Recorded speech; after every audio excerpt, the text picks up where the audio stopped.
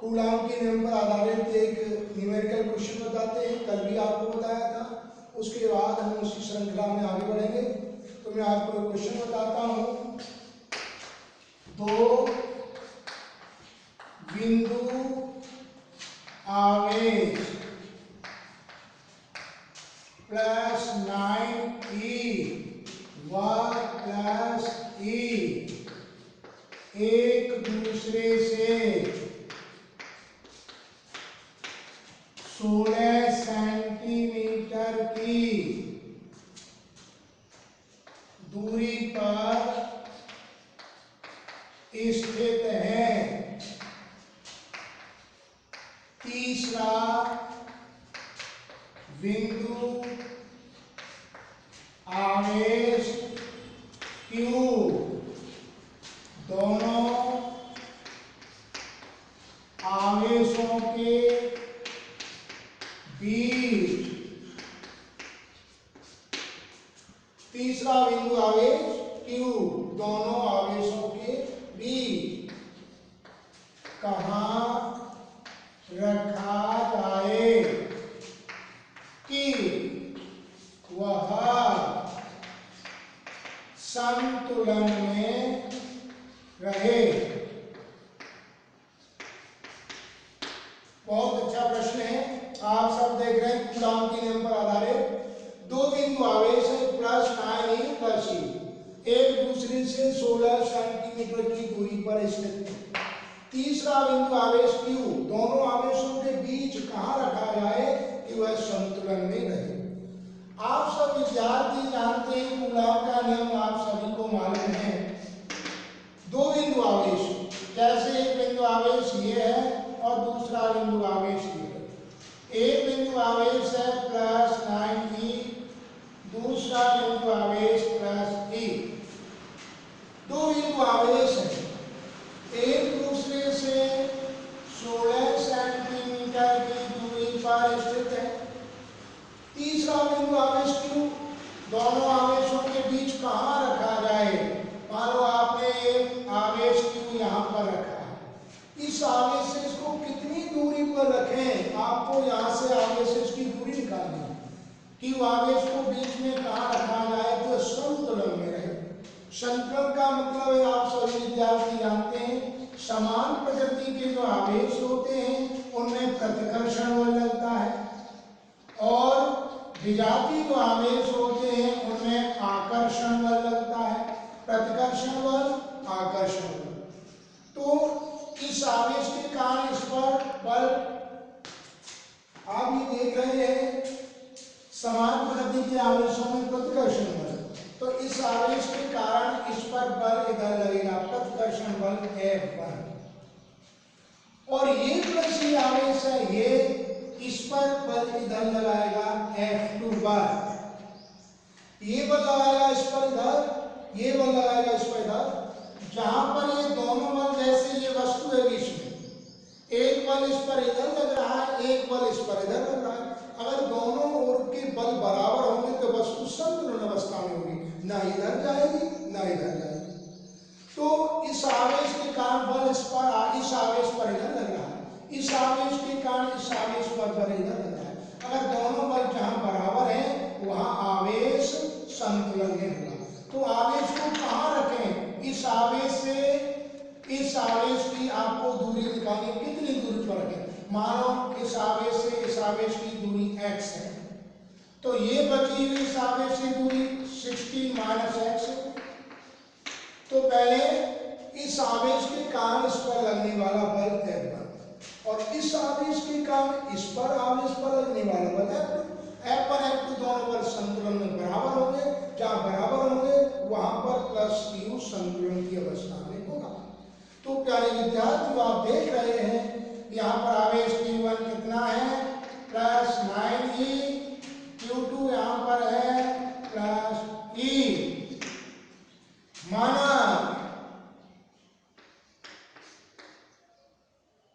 माना plus 9e आवेश से, माना प्लस 9e आवेश से प्लस Q आवेश x स्थित है। आपने माना ये इस आवेश से इस आवेश की दूरी x है, तो इस दो आवेशों के बीच लगने वाला विद्युत बल आप जानते हैं, तो इस आवेश के कारण इस पर लगने वाला बल प्लस 9e आवेश के कारण प्लस q आवेश पर लगने वाला बल, इस प्लस 9 आवेश के कारण प्लस q पर लगने वाला बल F1 equal to 1/4 pi epsilon naught Q1 Q2 upon या आवेश से इसकी डिस्टेंस है x स्क्वायर। Q1 का मान आपको मालूम है, Q2 का मान यहाँ मालूम है, तो आप लिख सकते हैं इनके स्थान पर ये है 9e और ये आवेश है Q। इन दोनों आवेशों के बीच में 4 पाई epsilon not 9e into Q upon यहाँ से इसकी दूरी x स्क्वायर, तो इसके कारण इस पर लगने वाला बल। इसी प्रकार से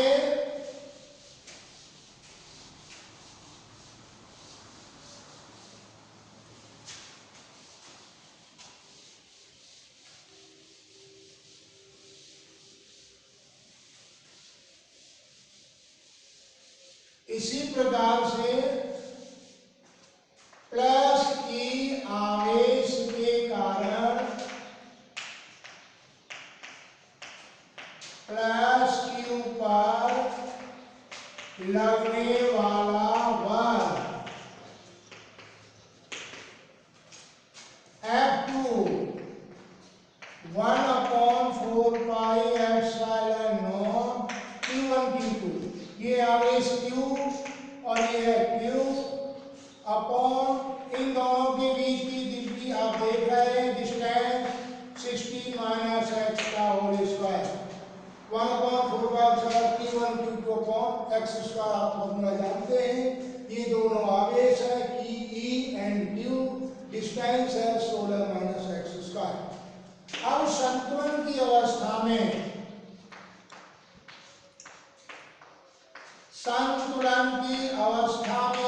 आपको मालूम है ये दोनों F1 F2 क्या होंगे, इक्वल। F1 F2 इक्वल होंगे, वहां पर आवेश Q संतुलन में होगा। संतुलन की अवस्था में F1 equal to F2, F1 की वैल्यू आपने निकाली 1/4 pi epsilon naught 9eq upon x square equal to 1/4 pi epsilon naught eq upon 16 minus x का होल स्क्वायर। ये इससे कैंसिल हो गया, ये इससे कैंसिल हो गया, 9/x square equal to 1/16 minus x का होल स्क्वायर। संतुलन की अवस्था में आवेश Q पर लगने वाले दोनों बल बराबर हैं, दोनों को हमने बराबर कर दिया। आवेश Q को कितनी दूरी पर रखा जाए, हमें x की वैल्यू निकालनी है। अब आप इसको क्रॉस मल्टीप्लाई करेंगे, क्रॉस मल्टीप्लाई करके हम डिस्टेंस को निकाल लेंगे, तो x square equal to cross multiply x square equal to 9 16 minus x का होल स्क्वायर। अब आप x बराबर निकालेंगे, इसका वर्गमूल लेंगे, x बराबर हो जाएगा 3 16 minus x equal to 48 minus 3x plus 3x equal to 48 4x equal to 48 x equal to 12 centimetre answer. आप देख रहे हैं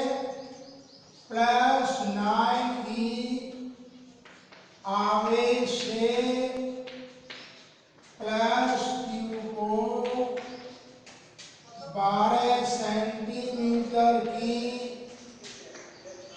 दूरी पर रखा जाए तो वह संतुलन में होगा,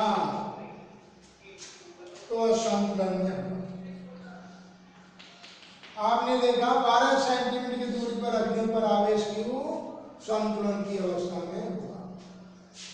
अब देखेंगे कूलाम के नियम का सदिश निरूपण।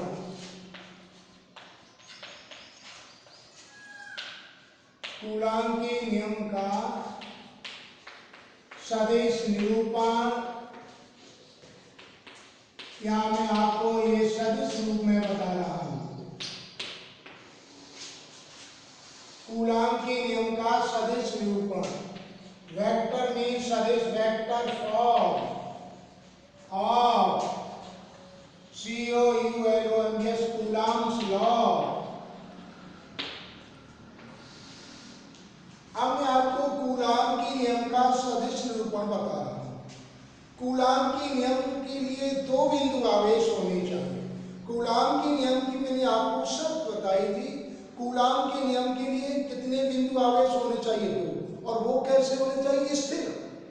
दो स्थिर बिंदु आवेश, पहली शर्त। और वो बिंदुवत होने चाहिए।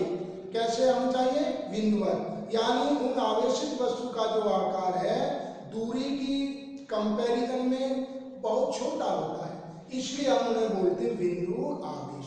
तो कूलाम के नियम की शर्त है दो बिंदु आवेश होने चाहिए, वो स्थिर होने चाहिए और बिंदुवत होने चाहिए, ये शर्त है। तो आप जानते हैं कूलाम के नियम का सदिश निरूपण। माना दो स्थिर बिंदु आवेश Q1 व Q2 निर्वात में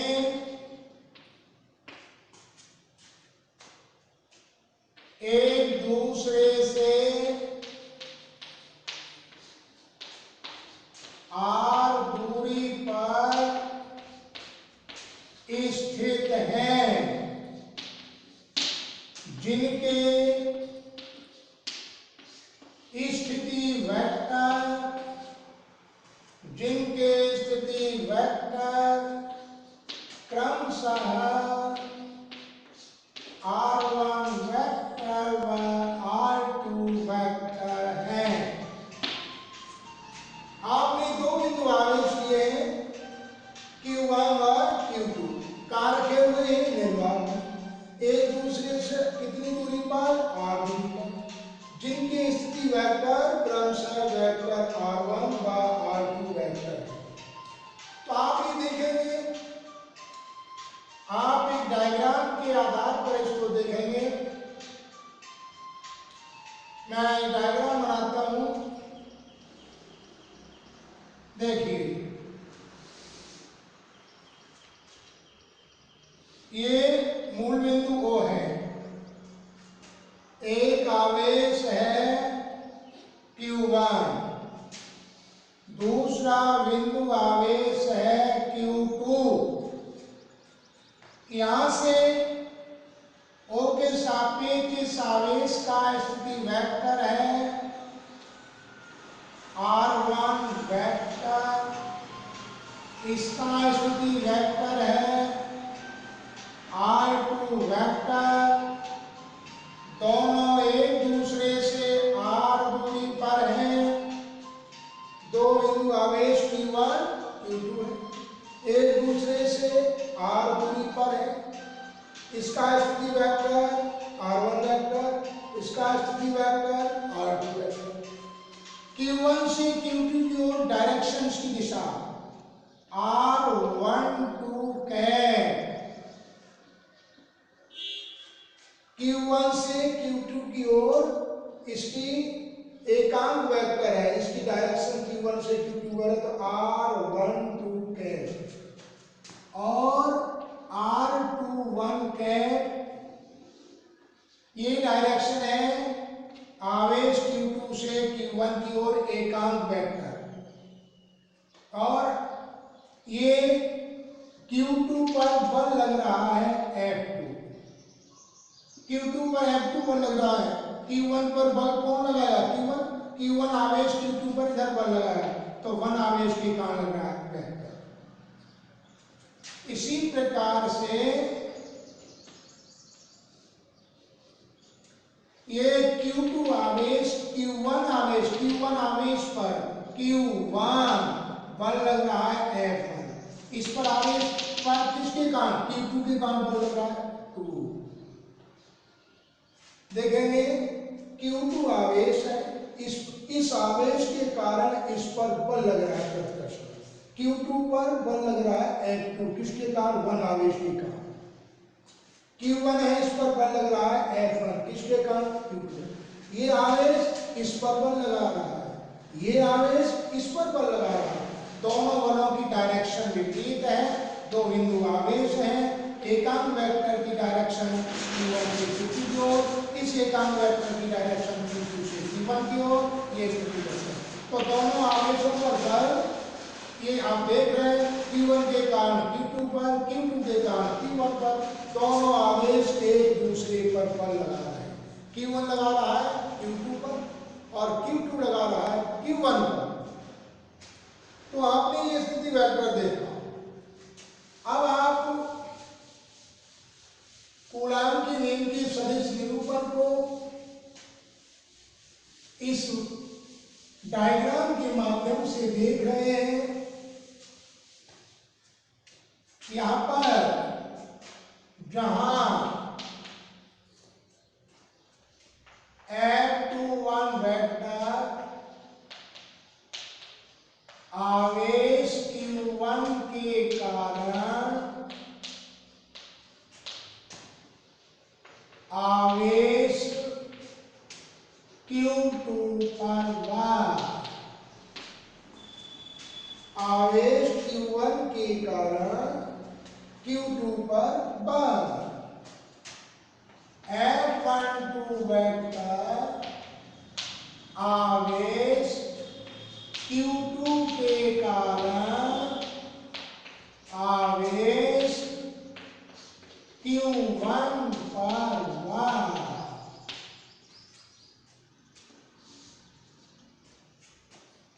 R12 के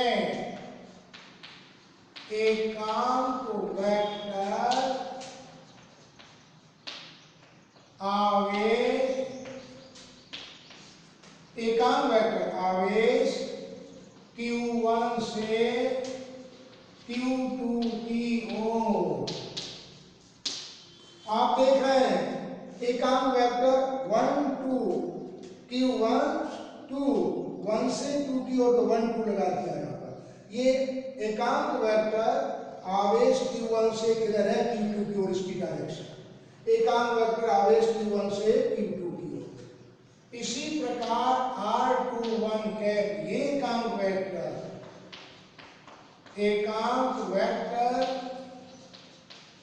आवेश Q2 से Q1 की ओर, Q1 की ओर। इस एकांक वेक्टर की डायरेक्शन Q1 से Q2 की ओर है, और ये एकांक वेक्टर Q2 से Q1 की ओर। दोनों एकांक वेक्टरों की डायरेक्शन विपरीत है। ये एकांक वेक्टर है 1 से 2 की ओर, और 2 1 का मतलब एकांक वेक्टर Q2 आवेश से 1 आवेश की ओर, ये डायरेक्शन। ये Q1 से Q2 की ओर एकांक वेक्टर, Q2 से Q1 की ओर, इस आवेश का इस पर बल, इस आवेश का इस पर बल, दोनों के बीच की दूरी r, ये स्थिति सदिश है। तो इस आवेश का इस पर लगने वाला बल कूलाम का नियम आप जानते हैं, इस आवेश के कारण इस पर लगने वाला बल आप जानते हैं। इसी डायग्राम के द्वारा आप देखेंगे जहां पर ये आवेश Q1 से Q2 की ओर सदिश बताते हैं।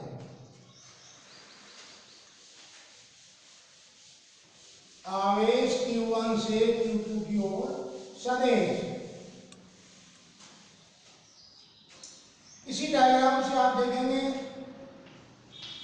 आवेश Q1 से Q2, Q1 से Q2 की ओर सदिश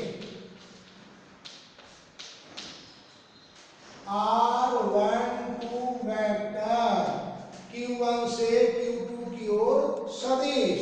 और ये सदिश क्या है? Q1 से Q2 को सदिश निकालेंगे तो vector R2 minus R1 vector, और ये यहां से यहां तक की डिस्टेंस कितनी R, और ये R इसी के बराबर है R12 वेक्टर मॉड्यूलस। ये यहाँ तक की डिस्टेंस R और R मॉड्यूलस के बराबर है, तो इसका मॉड्यूलस करेंगे R2 minus R1 vector modulus. करेंगे ये गिर गया